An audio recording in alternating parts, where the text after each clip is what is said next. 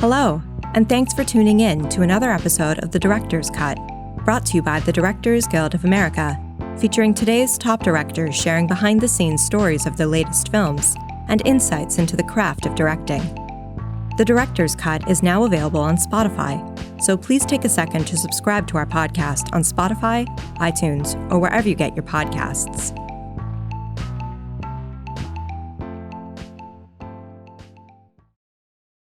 This episode takes us behind the scenes of director Karyn Kusama's new drama, Destroyer. The film stars Nicole Kidman as LAPD detective Erin Bell, whose undercover assignment when she was a young cop, the infiltration of a gang in the California desert, ended tragically. When the leader of that gang reemerges years later, she seeks to finally lay to rest her personal demons from that case. In addition to Destroyer, Ms. Kusama's credits include the feature films The Invitation, Jennifer's Body, Aeon Flux, and episodes of the television series Halt and Catch Fire, Billions, and Casual. In 2000, she took home the Sundance Film Festival Directing Award for her debut feature, Girl Fight. Following a recent screening of the film at the DGA Theater in Los Angeles, Ms. Kusama spoke with director Christopher Nolan about filming Destroyer. During their conversation, Ms. Kusama discusses reworking the genre conventions of the revenge movie, her desire for most of the movie to have a pressure cooking feeling to it, and how she worked with Nicole Kidman to define Erin Bell as a character. Thank you. So let's talk genre and the use of genre, because for me, I'm a big fan of the genre and a very big fan of what you've done with it here. And for me, the best examples of the use of genre are when they reflect on or allow you to extrapolate from your own human experience. And the second time I watched the film, to me, it's a film about middle age. Very much a film about middle age. That's interesting. And about regret. And I just wanted to let you speak a little bit about genre and the use of genre tropes. Well, to your first observation, I think you're really right, because I've often said that when I think about the title of the film, which is somewhat ambiguous, I often say, well, I think the biggest destroyer of the movie is time, and how time can really do a number on some of us if we're living in regret or shame or guilt.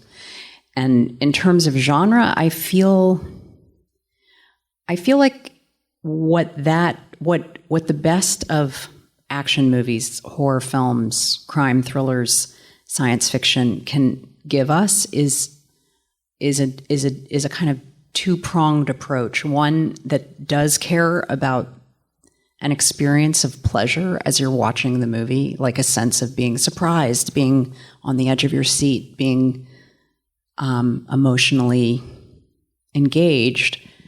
But because genre, I think, is often considered a disreputable form, there's a lot of room to actually invest the work with ideas and to actually explore things that I don't know how you explore in a kind of more, I want to say, highbrow context, if that makes sense. And so, like for me, the concept of this woman's rage and shame, I don't know how else. I wouldn't know how to attack it without the architecture of a genre movie. Well, I think, my take on it is that the conventions give you universality. So we can all sit, people of different ages, people with very different backgrounds could sit and watch Erin Bell's experience. And because of the drama, because of the exaggeration, if you like, of a human experience, they can sort of go on that journey with her, which is so much about guilt and regret and being a parent as well. Oh yeah, yeah. And I also think genre when I think about the films I love that are considered genre movies, and a lot of them end up falling in that 70s era, Dog Day Afternoon or Klute, or I would even call Taxi Driver a genre movie. But when when I think about those movies, I think about how they can operate as character studies, but the way they get to do that is by often putting an ordinary person, a somewhat ordinary person. You know, it's not like genre movies aren't about the kings and queens, you know, in a funny way. So it allows for that, the conventions you're talking about, to be more relatable, I think, because they're hitting directly into us as opposed to sort of living in a totally rarefied area. Yeah, no, they're about marginal people and flawed people. And for me, the fascination of the film, because it plays so elegantly, I think, into and with those devices and those conventions. And in the best possible way, I didn't really notice the fact that it was a female protagonist until the second time I watched the film. Well, obviously I noticed it was a female protagonist at some point. But the significance of it to me, the second time around, was that I realized that these films, whilst Nicole Kidman's performance, which I think is really incredible in the film, it achieves iconic status, but it doesn't romanticize her dysfunction. If she were a man, when it's the male figure at the center of one of these stories, the dysfunction is romanticized. And I think very much of the moment in the bar that I wanted to ask you about, where she pulls her badge and no one cares.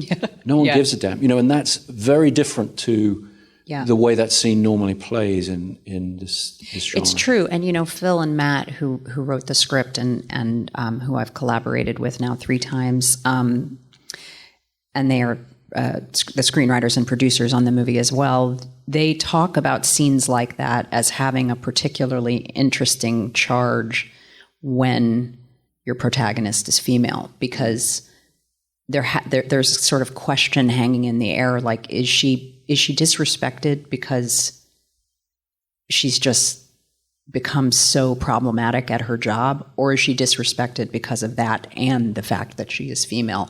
It's harder to kind of wade through that question. It kind of deepens it, in their opinion. Well, I think they're right, but I think they're right not to draw attention to it. And in the way you present it, it just plays out very much as the appropriate and natural character moment. And it's really only on, as I say, a second viewing or reflection that I thought, oh, there's another version with a male protagonist where that's the moment where, despite his alcoholism and dysfunction, he gets the badge out and exerts some kind of power in some kind of glamorous way. Right. And she's ignored, essentially, or mocked even. Well, and it's funny because I think a big trope of a lot of crime thrillers is the concept of vengeance itself. And I'm actually, as I get older especially, really recognizing that vengeance doesn't really hold any moral weight for me. I can't get behind it. As I get older, it's harder for me to justify watching, you know, a character's odyssey into revenge without feeling a sense of consequence and a sense of the damage that internally must do. And so that's another thing I think that by having a female protagonist, maybe for me it became much more stark that just the notion of the vengeance movie in and of itself is kind of dissatisfying to me. Well, it's interesting you say that because, I mean, the moment where she confronts Silas at the end, it does not feel like satisfying revenge in an emotional sense. And that feels very, very purposeful in the film. I felt at the end that in a very clear sense, she was her own antagonist. Oh, I'm so happy to hear that, because I was hoping, as we were putting the movie together in post, there were a lot of reasons that that scene was not quite as momentous as one might expect it to be. Some of them intentional, and like a lot of things in movies, some of them happy or unhappy surprises. And for me, what I had noticed over the course of the film, and I had always said to Nicole while we were shooting, was that every single person she meets across this sort of odyssey of LA is sort of like a mirror looking back at her. And the sort of final mirror is the so-called antagonist himself. And really what we've come to understand in the course of the film is that she is the architect of her destruction. She is the problem of her own life. And so I realized I can't give him that much significance, because in the end it's much more about her meeting her own ability to do something so amoral. Yeah, very much. I mean, yes, finding him, killing him really doesn't achieve anything. It's a very, it's very inward looking in that sense. You know, the more she investigates, the more it goes into herself, which I think once again is a great, it's a great asset of the genre that you're dealing with. In terms of influences, I mean, I feel that in a way, you know, as we're talking about the scene in the bar where she's more or less ignored, you know, her supposed power as a cop, those kind of things, they relate to me almost a little more to the literary version of the genre. You know, I'm thinking of Jim Thompson and writers like that. In the movie version, they tended to make that a little more palatable. It wasn't quite as bleak somehow. Yes. So talk, if you would, a little bit about the literary influences as well as the cinematic influences. I feel a lot of 1980s movies as well, a lot of Catherine Bigelow and great filmmakers like that in terms of its approach to genre action, the sort of sun-drenched LA noir. I mean, I think we were drawing from a lot of influences, and as I mentioned, for me, Alan Pakula is you know, sort of a person whose work I find I study pretty regularly, but also I would say this sort of tradition of politically restless and morally ambiguous crime films. I think of movies like Cutter's Way and to some degree To Live and Die in LA, though for me that movie is particularly important because of Robbie Mueller's cinematography, and I'm awed by it. But and so I do think that there is a kind of James Ellroy sort of ugliness that lands in this movie. But I think we were also trying to find a kind of singular character portrait that probably was born more out of movies like Taxi Driver or Woman Under the Influence. Well, that's fascinating to talk about Woman Under the Influence. I mean, because when I try to think of precedent for the character, I couldn't come up with any, which is fabulous. I mean, I could come up with a lot of male protagonists who aren't the same, but perform the same function within the genre. But I think there's a very specific sense in which it is unprecedented. I really couldn't think of an example of that kind of damaged character, that kind of self-destructive character in a crime film like that, who is a mother and dealing with those things as well. And that had certainly for a middle-aged person, had a very, very universal appeal. And I think what you had originally brought up about the concept of middle age, I think movies often, and culture generally, is so obsessed with youth that I hope if you engage with this movie, you find it a kind of penetrating study of a middle-aged person. And it maybe part of it is that we've seen older guys, we've seen Danny Glover say, "I'm too old for this," and we accept that as like funny and true. Yeah. But there's something about, seeing this character not even able to articulate it, but really living in it, and really ground down by her own choices. Well, and that's sort of what I mean about not glamorizing the dysfunction, because you don't shy away from the reality of that, of what a stumbling drunk person in that position would be, how people would react to that, as opposed to the sort of if you will, the romanticized version.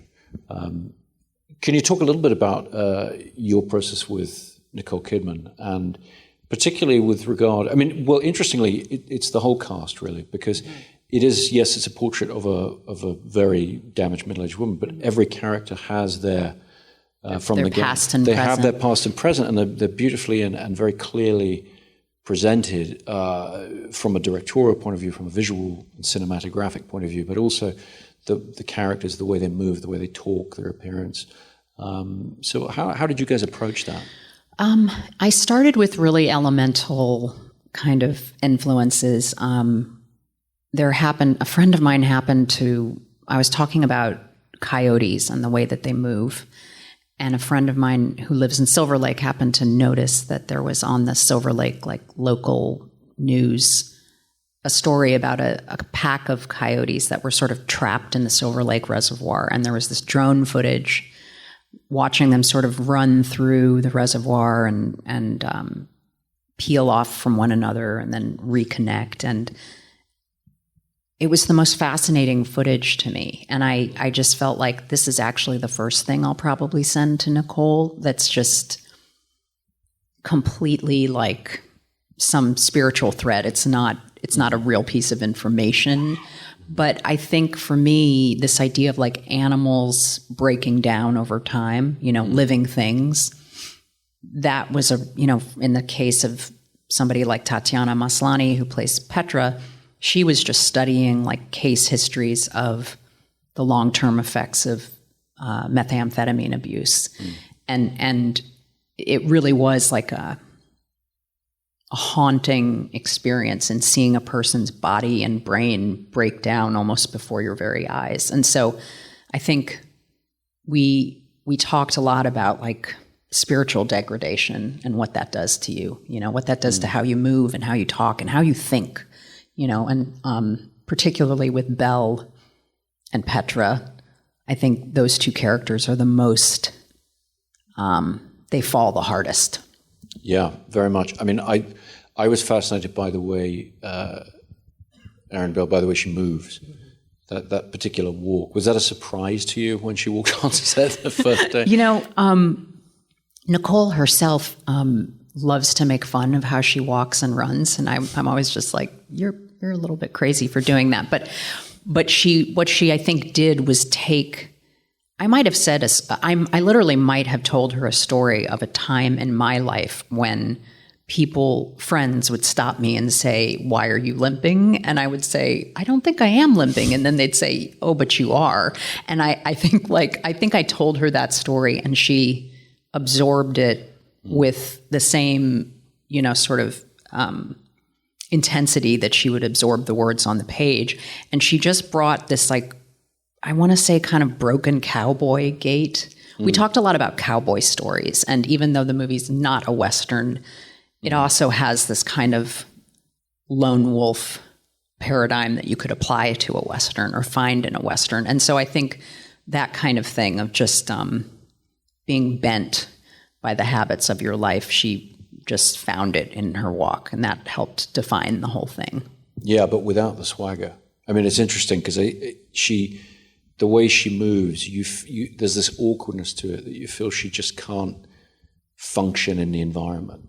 She doesn't control the environment the way a swaggering cowboy does. She seems at the mercy of it, like she's going to trip over something. Well, and also she's in pain, and because in the case of this film, the beginning is actually the end, we had to set that physicality pretty quickly and then dial it back by degrees so that we don't feel like as an audience we're suddenly looking at a different character in a different physical state. Yeah.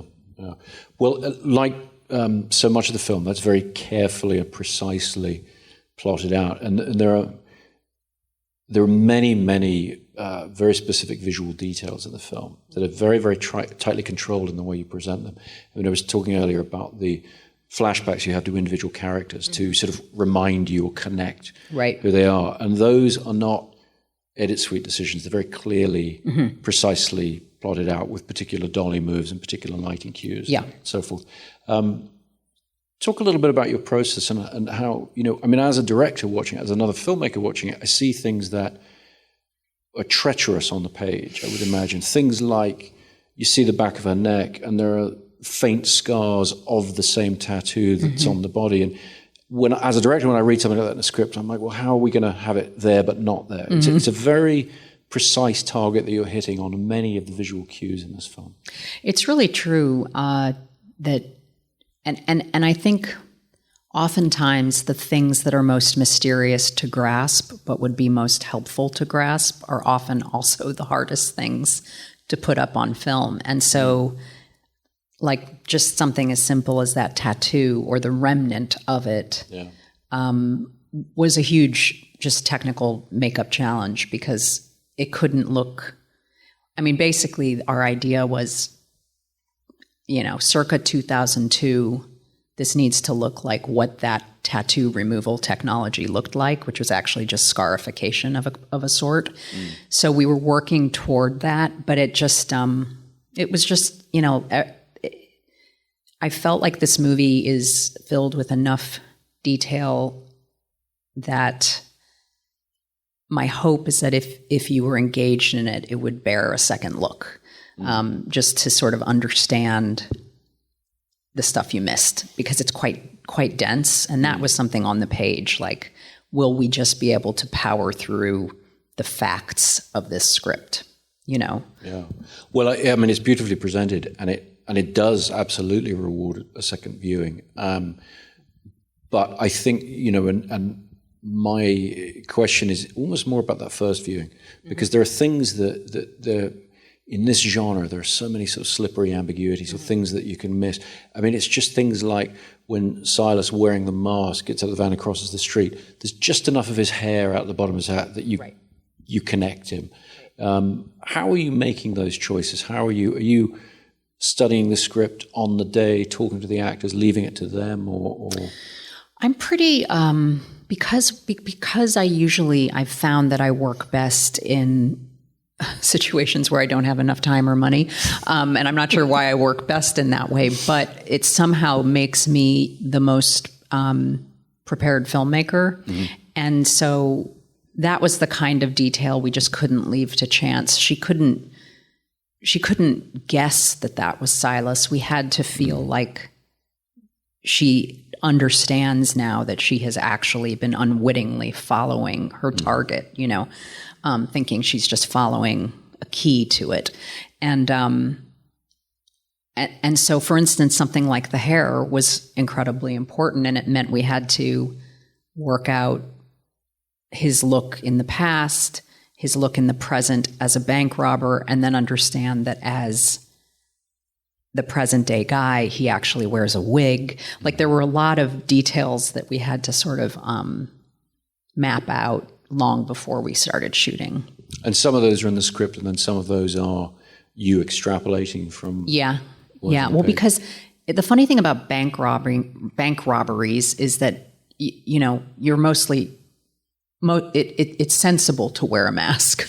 And so then all of a sudden I'm realizing, oh, right, everybody's got masks on their face. So you have to really be thinking about what identifies people. Well, and that's the other thing. I mean, in the final bank heist, the second time I watched it, I realized, oh, Chris has the two eye holes so that you can distinguish his close-up from Silas's. And it's just so beautifully done. It's so careful. And those are the kind of things that, I personally miss all the time as I'm shooting, and then regret and think, oh, if we'd done this, we've done that. And I'm sure you have your regrets. Miss so many things. We all do. We always do. But there are so many there that I know that I would have missed that are there, and they're correct. And they give you exactly the right information at the right time. And I think it's just a very difficult thing to do, and I think you do it so well in here. Thank you. I appreciate that. Talk about production a little bit, locations. I mean, it's a film about, as we say, sort of marginal people, the way that the genre works best. And the locations feel wonderfully marginal as well. I mean, they're really on the fringes of things, even when, you get near Dodger Stadium, but not quite. He's just looking at it. Right. But all those other places, you never feel, it's one of the most LA films in that great tradition. And yet you almost never feel like you're getting to anywhere that anyone who doesn't live here would know. Mm-hmm. Yeah, I think that was always just a goal, that we find locations that hadn't been quite yet, filmed to death. And we had the advantage of working with a brilliant location manager who loves LA. I mean, and who loves the task of finding new places in LA. And I think one of the things that's just most, interesting to me about scouting in a city like this is it is so ethnically diverse. There are so many just mini cities of Filipinos and Chinese people and, Armenians. And, it's just such a rich, place to live. And I just felt like this was an opportunity to actually see the way and the areas in which most people live. Did you have access to the locations ahead of time, or were you? I would imagine you would have had to be very much thinking on your feet and swapping locations at the last minute. There was a lot of that. There were a couple of places that I just prayed to God we would actually land, and so for instance, like that spit of land that is an abandoned park actually called Victory Grove in Echo Park. It's a great name. Great name for it. Oh, totally. But it's just sort of this abused now, just like landing pad for people in desperate straits. Basically, it's a lot of hypodermic needles and doll heads. It's very frightening, like kind of weird environment. But when you get up to the top of that ridge, sure enough, there was Dodger Stadium on one side and the downtown skyline on the other side, and it did feel like such a surprising gem, like this beautiful oasis in chaos. And that was the kind of location where I just felt like we have to find that 12 weeks before I start shooting. So the idea was always that our location manager was going to come on a lot earlier than the rest of the official prep would start. Oh, before you had other department heads on? Really Yeah. later. I feel like with this movie where we knew every single place we were shooting was going to be an actual location, including all those places out in the desert, I just don't know how you can make a movie at an aggressive budget without doing that planning. It's just money well spent. Well, that probably somewhat answers my next question, which is, clearly from what you've said, you're having to shoot very fast. And I think for a lot of us, that would immediately suggest a sort of loose style. And the film is not in any way loose in its style. It's very, very tightly controlled. I found, particularly watching it the second time, the use of slow motion, particular camera angles and all the rest, it feels very precise, very controlled. And how do you execute that on such a tight schedule with such complex performances as well? Yeah, I think for me it's all about dynamics. I mean, it's all about a question of the emotional dynamics in the scene, but then also how a scene lives like in the larger shape of the whole movie. And I just found that for most of this movie, it should have a little bit of a pressure cooker feeling. And I a wilder, looser style, I just don't think really benefits that paradigm. And so I was just always saying to people, like, just always get the dolly ready, let's I kind of feel like the notion of control is something that I'm trying to find the dynamics of in the filmmaking. Like, at what point do we need to break out of composed, controlled movements, and at what point do we need to feel like we don't know what we're about to see because the camera's kind of catching up, And all I can do is hope that I've picked the right spots. But I think I try to think about that stuff before I'm shooting, but then as I'm on set, feeling, is it working? Like, when you are watching a performance and looking at the monitor or just not feeling it, that's, I think, something I had to pay extra close attention to. Because if something wasn't working, I had to deal with it really quickly, much more quickly than I would have if I'd had time to kind of, noodle around and explore how bad this idea was. Do you know what I mean? So are you how do you incorporate rehearsal with the actors into that? Are you doing that before you go to the location? Are you blocking it, rehearsing and blocking in the morning? Or? So many of our locations were so specific on a time level that we often had to just arrive at set, rehearse in the morning, send everyone into hair and makeup while we set up. It was pretty fast in that regard. Mm-hmm. Nicole is not, she didn't want to over rehearse in this case. Mm-hmm. Whereas a movie like The Invitation, I rehearsed for, 2 straight days, just getting from the beginning of the movie to the end of the movie. So I understood all of its geography. It was in one house. This movie felt like we could perhaps live a little bit with the first take being a rehearsal, essentially. Mm-hmm. That's great. Well, I think, the results speak for themselves. We better wrap it up there, but I think it's a really remarkable film, and you've done an incredible job with it. So thank you for coming to show Thank you so much, Chris. Thanks, guys. Thank you. Thanks for listening to another DGA Q&A. If you'd like to hear more, you can find past episodes of The Director's Cut wherever you listen to podcasts. We'll have a lot more for you in the coming weeks as awards season continues, including Q&As from directors Peter Hedges, Adam McKay, and Anne Fletcher, so be sure to subscribe so you don't miss an episode. If you're enjoying our podcast, please take a moment to rate and review us on iTunes.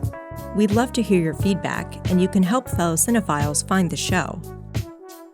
Thanks again for listening, and we'll see you next time. This podcast is produced by the Directors Guild of America. Music is by Dan Wally.